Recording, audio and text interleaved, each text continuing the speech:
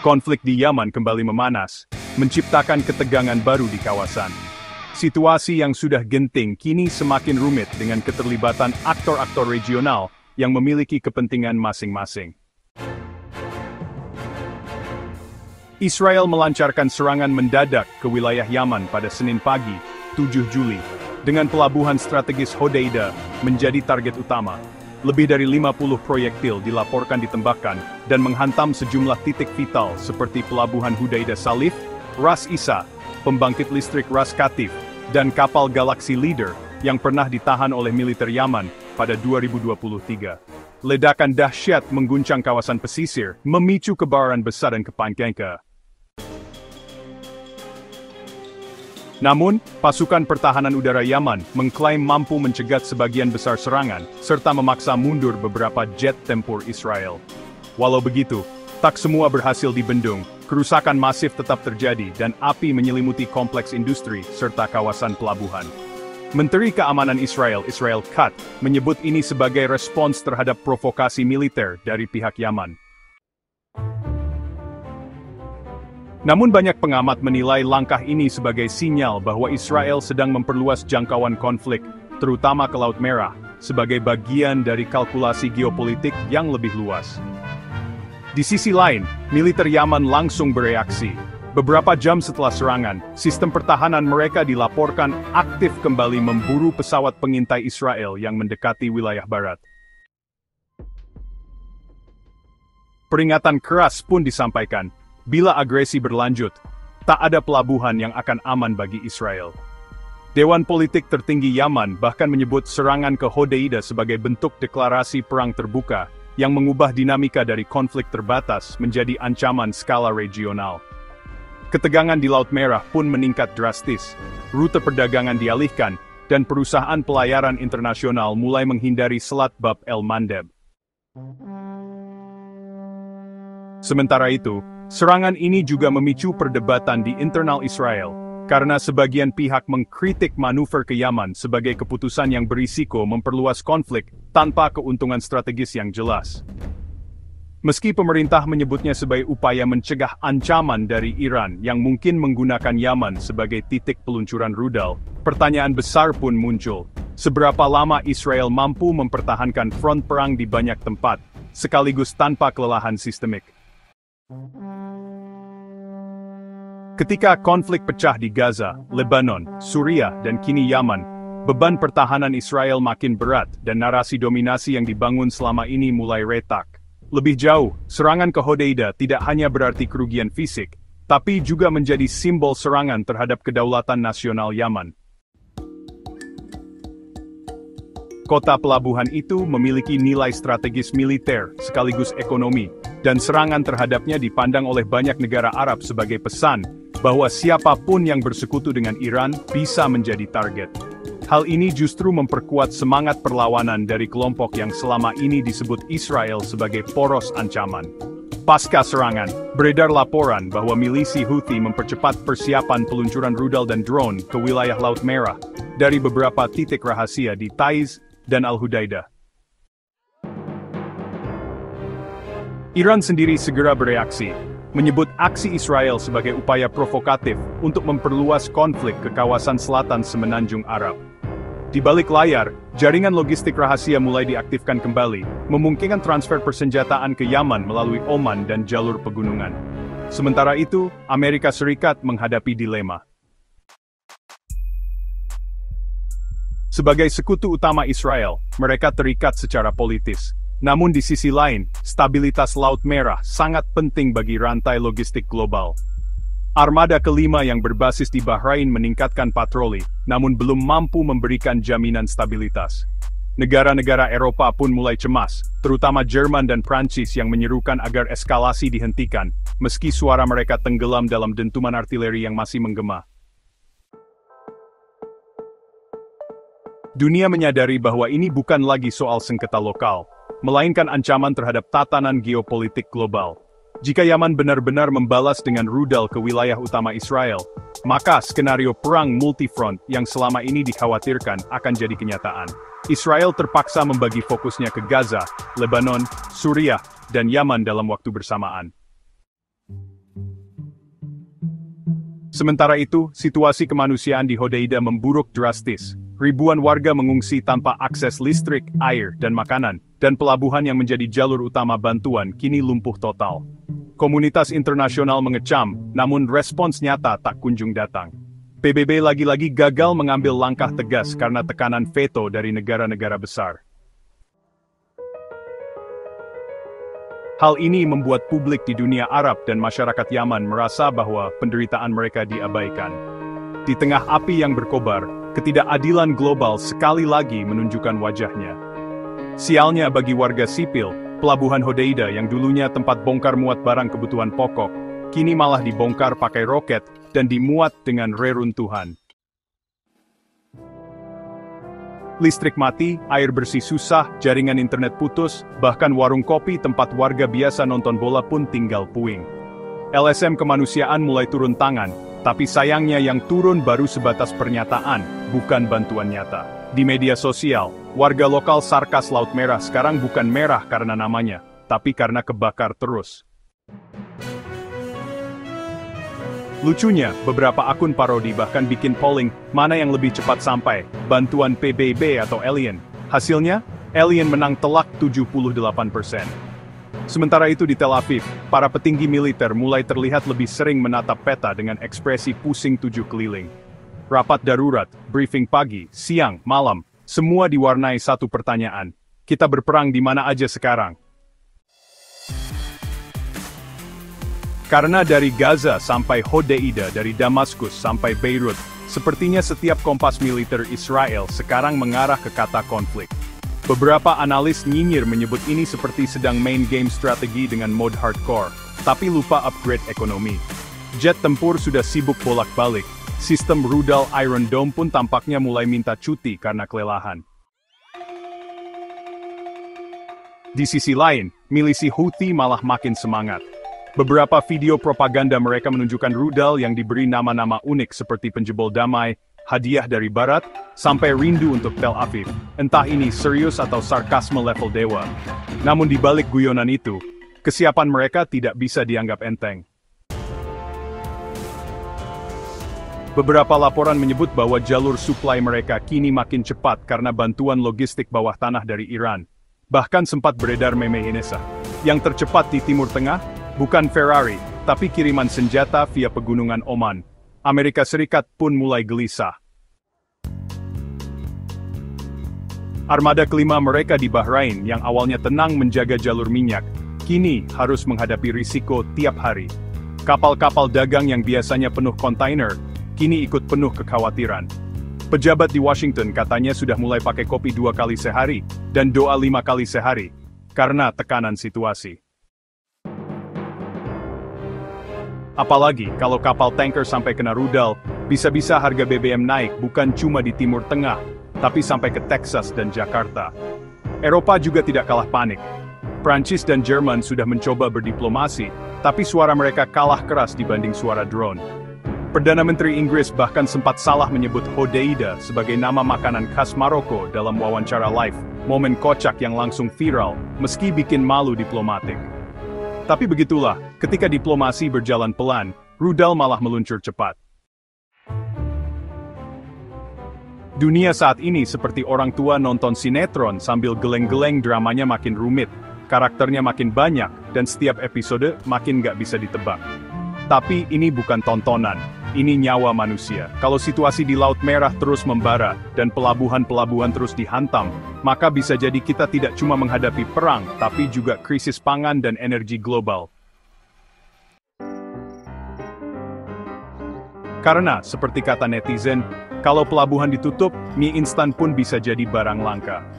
Dampak dari kekacauan ini pun mulai menjalar ke luar wilayah konflik. Beberapa negara Asia yang biasa mengimpor minyak dan gas lewat Laut Merah, mulai gigit jari. Harga BBM di pasar internasional melonjak dalam semalam, dan netizen di Indonesia langsung curiga, ini pasti ulah Pertalit naik lagi gara-gara perang. Meme lucu bertebaran, misalnya gambar peta Laut Merah disandingkan dengan pom bensin, lalu captionnya, yang perang siapa, yang bayar siapa. Tapi, di balik kelucuan itu, kekhawatiran nyata mulai tumbuh. negara-negara importir minyak mulai mengkalkulasi ulang rute pengiriman, sementara perusahaan logistik global panik mencari jalur alternatif yang, ya, sayangnya lebih jauh dan lebih mahal. Ini seperti ngojek lewat jalan tikus, karena jalan utama ditutup, tapi si ojek harus lewat 3 provinsi dulu. Di markas PBB, perdebatan kembali menghangat, tapi tetap tidak menghasilkan keputusan berarti. Dewan Keamanan lagi-lagi mentok, karena veto dari negara-negara besar, dan perwakilan dari negara kecil, hanya bisa geleng-geleng sambil berharap mikrofonnya tidak dimatikan, pas giliran bicara. Banyak negara netral mulai frustrasi karena konflik ini bukan cuma soal politik regional, tapi efeknya sudah menjalar ke pasar global. Komoditas pangan naik, biaya kirim barang naik, dan para pelaku ekonomi mulai hitung-hitungan kerugian, sambil berharap tidak ada rudal nyasar ke kapal kontainer mereka. Sementara itu dari dalam Yaman, suasana semakin penuh emosi. Rakyat Syurisen Tazim Bar Prendit Discount Tidob Tayam Benyana, Bedvanyados Boarkon Merekisiri. Serangan ke Hodeida seolah menjadi titik balik, bukan cuma dari segi militer, tapi juga dari rasa kebangsaan. Di media sosial lokal, muncul seruan-seruan perlawanan yang dikemas dengan bahasa heroik dan kadang kocak. Seorang netizen Yaman menulis, "Kami mungkin miskin, tapi semangat kami bukan versi light." Bahkan ada video pendek viral berisi warga desa yang menyiapkan peluncur roket rakitan sambil menyanyi lagu tradisional. Jadi semacam rebana jihad yang bikin netizen antara kagum dan ngakak. Israel di sisi lain makin defensif. Mereka kini harus mempertebal perlindungan di Laut Merah, mengalihkan kapal dagang, serta memperkuat sistem radar di wilayah selatan. Tapi semua itu butuh biaya. Dan seperti kata pepatah geopolitik modern, berperang itu mahal, apalagi kalau musuhnya banyak dan lokasinya berjauhan. Beberapa analis menyindir bahwa Tel Aviv seolah ingin jadi Avengers dengan membuka banyak front sekaligus, tapi lupa bahwa mereka tidak punya Tony Stark buat biayai semua itu. Bahkan dalam diskusi think tank, muncul istilah baru, strategi gurita kelelahan, yakni membuka banyak tentakel perang, tapi lupa nafas cuma satu. Iran, seperti biasanya, tetap tenang dengan gaya diplomasi penuh metafora. Dalam konferensi pers, juru bicara luar negerinya menyebut bahwa api yang membakar Laut Merah adalah hasil dari keserakahan kolonial dan arogansi Zionis. Kalimatnya panjang, penuh puisi dan sulit dibantah, karena memang ditulis seperti lirik lagu kebangsaan. Tapi di balik retorika itu, intelijen mereka bergerak cepat. Jalur senjata ke Yaman diperluas, dan jaringan komunikasi antar faksi perlawanan diperkuat. Bahkan beberapa sumber menyebut bahwa kini Iran punya sistem radar pengawasan jarak jauh yang ditanam diam-diam di kawasan pegunungan Yaman. Kini, kawasan Timur Tengah terasa seperti papan catur yang terbakar. Setiap langkah pemain bukan lagi soal menang atau kalah, tapi soal bertahan hidup. Dan dunia hanya bisa menyaksikan dari layar berita, dari media sosial, dari trending topik yang tiap minggu berubah. Minggu lalu Gaza, minggu ini Hodeida, minggu depan, belum tentu. Bisa jadi Teheran, bisa jadi Irak, atau bahkan Siprus. Karena begitulah dinamika konflik modern, cepat, tak terduga, dan seringkali lebih dipengaruhi algoritma Twitter, ketimbang strategi diplomasi klasik. Situasi di Laut Merah kini seperti kompor menyala, tapi regulatornya bocor. Panasnya terus naik, tapi nggak ada yang benar-benar bisa matiin sumber gasnya. Negara-negara Teluk mulai pasang-sang radar ganda. Uni Emirat Arab dan Arab Saudi memperkuat keamanan pelabuhan mereka, bukan karena ingin ikut perang, tapi karena takut tiba-tiba jadi bonus level dalam konflik regional ini. Oman yang biasanya netral dan kalem, kini ikut sibuk memantau langit malam, takut tiba-tiba ada drone nyasar nyapa wilayahnya. Sementara Qatar, seperti biasa main aman media Al Jazeera full coverage, tapi kebijakannya tetap seperti bola mengalir sesuai arah angin diplomasi. Dunia internasional sekarang tuh, kayak penonton sinetron Ramadan, makin banyak karakter, makin banyak konflik silang, dan tiap episode itu bikin penasaran sekaligus pusing ya. Apalagi sekarang Houthi makin aktif menyerang kapal-kapal yang dicurigai berafiliasi dengan Israel. Beberapa kapal dagang dari Asia sampai Eropa mulai dilewati begitu saja di Laut Merah. kayak mantan yang pura-pura nggak kenal gitu. Perusahaan pelayaran besar langsung deh, lempar kalkulator menghitung rute via Tanjung Harapan, yang jelas lebih jauh dan mahal. Tapi ya, daripada kena rudal gratisan, mending muter dikit asal kapal selamat dan kontainer nggak berubah jadi abu karbon. Di dalam Israel sendiri, suara-suara kritik mulai terdengar, meski masih sayup-sayup. Beberapa kolumnis di media lokal bertanya, "Nih apakah kita sedang bertahan, menyerang, atau sebenarnya cuma panik dan reaktif?" Mereka juga menyindir, kalau militer Israel sekarang kayak tukang tambal ban yang harus menangani 4 kebocoran sekaligus. Gaza bocor, Lebanon bocor, Suriah bocor, dan sekarang Laut Merah bocor juga.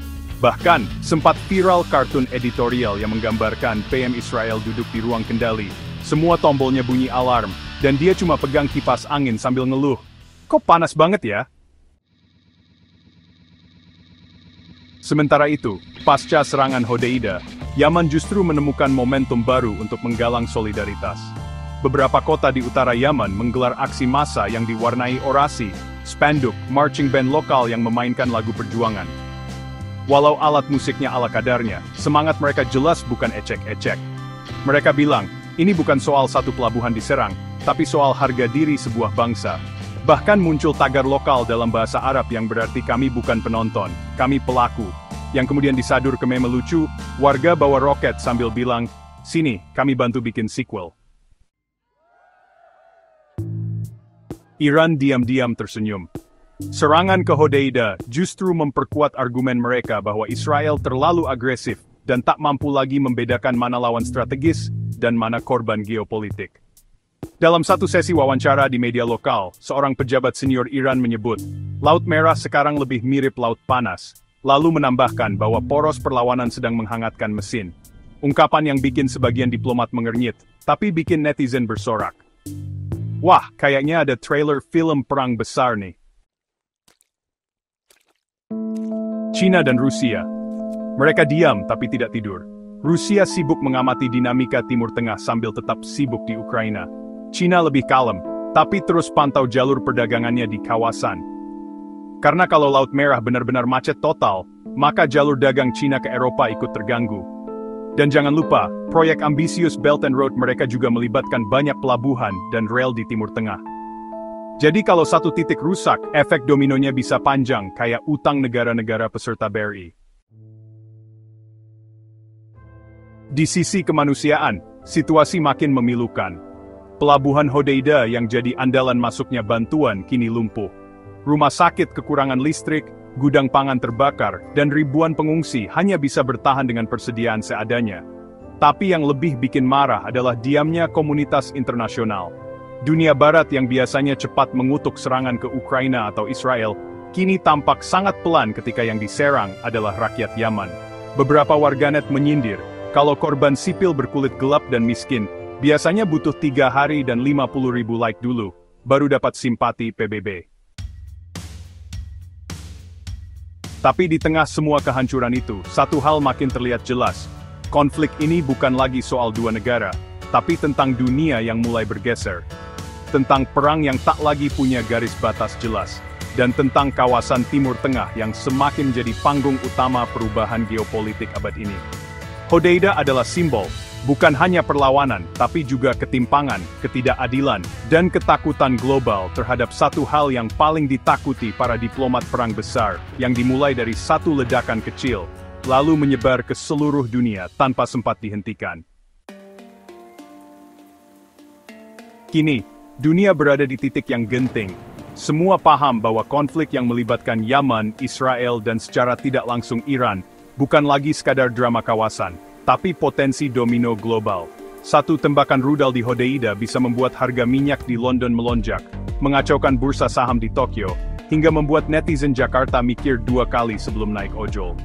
Laut Merah, yang dulunya hanya dikenal lewat peta pelajaran IPS dan cerita Nabi Musa, kini berubah jadi jalur paling rawan di planet ini. Dan sayangnya tidak ada negara besar yang benar-benar siap menghadapinya. Israel, meski unggul dari sisi persenjataan dan teknologi, sedang menghadapi tantangan klasik dalam perang modern, terlalu banyak musuh, terlalu sedikit dukungan moral internasional, dan terlalu sering dianggap sebagai pihak pemicu. Mereka mungkin menang dalam pertempuran udara, tapi kalah dalam narasi global. Tagar pro-Yaman, pro-Palestina, dan anti-intervensi asing terus membanjiri platform digital, dari TikTok sampai forum Reddit. Bahkan generasi muda yang biasanya cuek, kini mulai bertanya-tanya, kenapa kita bisa tahu siapa juara Euro, tapi nggak tahu siapa yang ngebom pelabuhan bantuan kemanusiaan.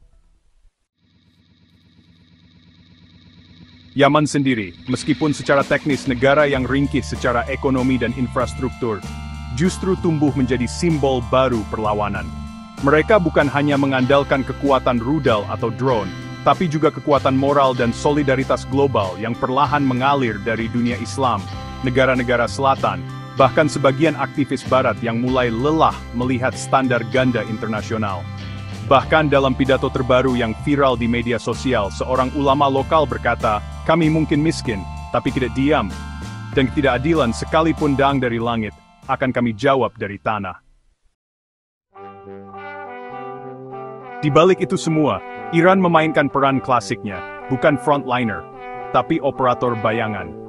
Mereka tidak perlu turun langsung di medan perang, cukup dengan memastikan bahwa poros perlawanan tetap hidup dan punya amunisi. Lewat diplomasi bawah tanah, jaringan milisi, dan dukungan logistik yang rapi, Iran berhasil menjadikan Yaman bagian dari puzzle strategis yang lebih besar. Dan ini bukan hanya soal membela sesama, tapi soal mengimbangi pengaruh Israel Amerika di kawasan dengan cara yang tidak bisa dibendung konvensi perang klasik.